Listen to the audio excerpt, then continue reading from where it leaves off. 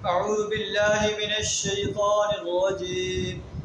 بسم الله الرحمن الرحيم. مثل الجنة التي وعد المتقون تجري من تحتها الأنهار أكلها دائم وظلها تلك عقبى الذين اتقوا وعقبى الكافرين النار. صدق اللہ العظیم. سورہ الرعد آیت نمبر 35 آپ کے سامنے تلاوت کی ہے، جس کا ترجمہ کچھ اس طرح ہے: مثل الجنت التي وعد المتقون، اس جنت کی مثال جس کا متقی انسانوں سے وعدہ کیا گیا. تجری من تحتها الانہار، انہیں جو باغات جو ملیں گے ان کے دامن میں نہریں بہتی ہوں. اکلها دائم، اس کے پھل ہمیشہ ہمیشہ کے لیے. وظلها، اور ان کے سائے بھی ہمیشہ ہمیشہ کے لیے. تلک عقبى الذین اتقوا وعقبى الکافرین النار، یہ انجام ہے جو تقوی اختیار کرتے ہیں، ان کے لیے جنت کے باغ ہوں گے جن کے دامن میں نہریں بہتی ہیں.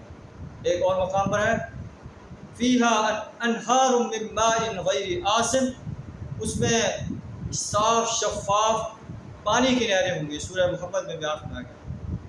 انہار من لبن لم یتغیر طعمہ، دودھ کی نہریں ہوں گی جن کا ذائقہ خراب نہیں ہو.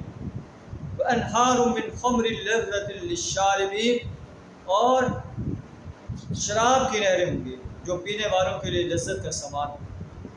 انہار من عسل مصفی، اور صاف شفاف شہد کی نہریں ہوں گی، اور ہر قسم کے پھل ہوں گے. ومغفرۃ من ربہم، اللہ کی طرف سے بخشش ہو.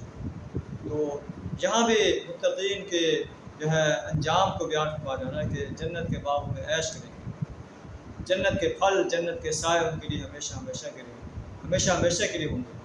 اور اس کے برعکس جو کافر لوگ ہیں، جو اللہ کی وحدانیت کا انکار کرتے ہیں، اللہ کے رسول کی رسالت کا انکار کرتے ہیں، یوم حساب کا انکار کرتے ہیں، جو ہے ان کا انجام آگ ہو، اور اس آگ میں ہمیشہ ہمیشہ کے لیے جو ہے جلتے رہیں گے. دنیا میں بھی ان کے لیے عذاب ہے اور آخرت میں بھی ان کے لیے عذاب ہے. وَمَا لَهُم مِّنَ اللَّهِ مِن وَاقٍ، انہیں اللہ سے بچانے والا کوئی نہیں ہوگا. اللہ سے دعا کرا میں جہنم کی آگ سے اپنی پناہ عطا فرمائے، جنت الفردوس میں اعلیٰ مقام عطا، تقویٰ کی صفات سے اپنے آپ کو آراستہ کرنے کی توفیق عطا. وآخر دعوانا الحمد للہ رب العالمین.